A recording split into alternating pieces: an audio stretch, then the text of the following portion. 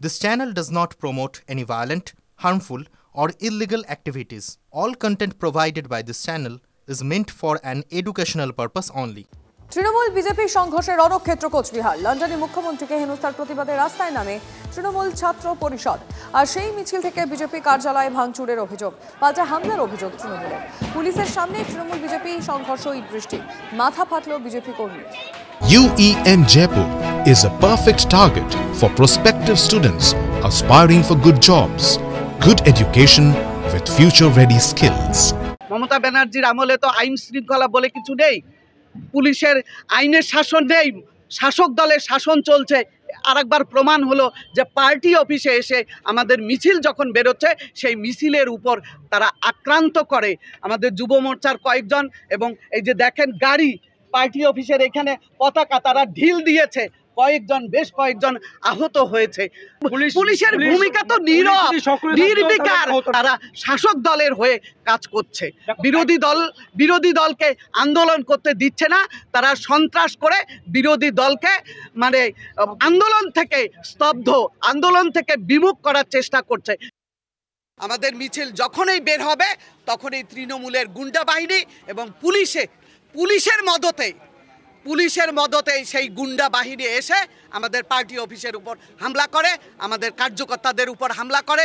যুব মোর্চার কয়েকজন কার্যকর্তা আহত হয়েছে, ঢিল দিয়েছে পার্টি অফিসে, আমাদের জেলা সভাপতির গাড়ি ভেঙেছে, অনেকের উপর আক্রমণ হয়েছে। নির্দোষ আমাদের 2 জন কর্মীকে গ্রেপ্তার করেছে। জনগণ যখন তাদের পাশে নেই, তারা তাদের গুন্ডা বাহিনী দিয়ে বিজেপির আন্দোলনকে দমিয়ে রাখতে পারবে, বিজেপির পার্টি অফিসে এসে হামলা করবে, এটা আমরা করতে দেব না।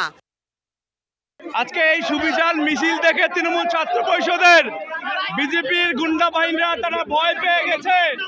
ভয় পেয়ে তৃণমূল ছাত্র পরিষদের সদস্যের উপর তারা হামলা চালিয়েছে, রানার মাথা ফাটিয়ে দিয়েছে বিজেপির গুন্ডা বাহিনী। আমরা বিজেপির গুন্ডা বাহিনীকে হুঁশিয়ারি দিয়ে বলতে চাই, তোমরা যদি তোমাদের দম থাকে, সাহস থাকে, তৃণমূল ছাত্র পরিষদের সাথে লড়াই করে দেখাও, আমরা বুঝিয়ে দেব মমতা বন্দ্যোপাধ্যায়, অভিষেক বন্দ্যোপাধ্যায় অনেক দূর। তোমরা তৃণমূল ছাত্র পরিষদের সাথে আগে লড়াই করো, তোমাদের সেই সাহস নেই। এই বিজেপির গুন্ডা বাহিনী এই তৃণমূল ছাত্র পরিষদের মিছিল থেকে তারা ভয় পেয়ে আজকে রানা তৃণমূল ছাত্র পরিষদের কর্মী, তার মাথা আজকে বিজেপির গুন্ডা বাহিনীরা ফাটিয়ে দিয়েছে। আমরা এর বিচার চাই। ওষুধের গুণমান নিয়ে প্রশ্ন, এবার বড় পদক্ষেপ রাজ্য ড্রাগ কন্ট্রোলের। সরকারি হাসপাতালে ওষুধ সরবরাহকারী সংস্থা লোকনাথ মেডিকেলের লাইসেন্স বাতিল করা হলো। এনআরএস হাসপাতালের অভিযোগের ভিত্তিতে গত জানুয়ারি মাসে সংস্থায় হানা দেয় রাজ্য ড্রাগ কন্ট্রোল। ওষুধের গুণমানে একাধিক খামতি ধরা পড়ে। প্রশ্ন উঠছে, রাজ্যের সরকারি হাসপাতালগুলিতে এমন সংস্থা বরাত পাচ্ছে কি করে? মেদিনীপুর মেডিকেল কলেজে প্রসূতি মৃত্যু তোলপাড় ফেলেছিল রাজ্যে। সেখানে স্যালাইনের গুণমান নিয়ে প্রশ্ন ওঠে।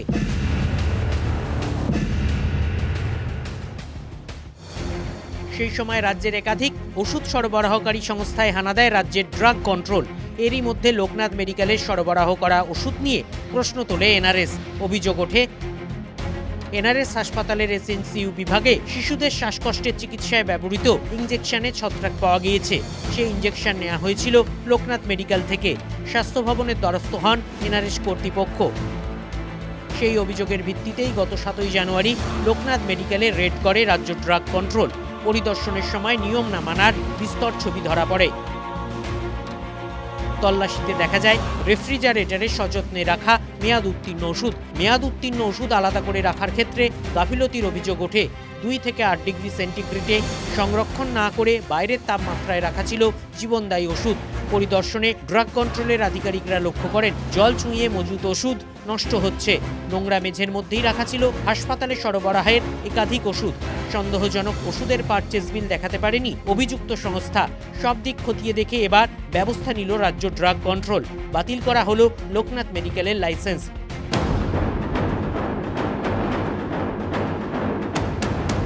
সম্প্রতি 23টি মেডিকেল কলেজের ফেয়ার প্রাইস মেডিকেল স্টোর চালানোর বরাত পেয়েছে কোলে মেডিকেল। এই সংস্থারও অংশীদার লোকনাথ মেডিকেল।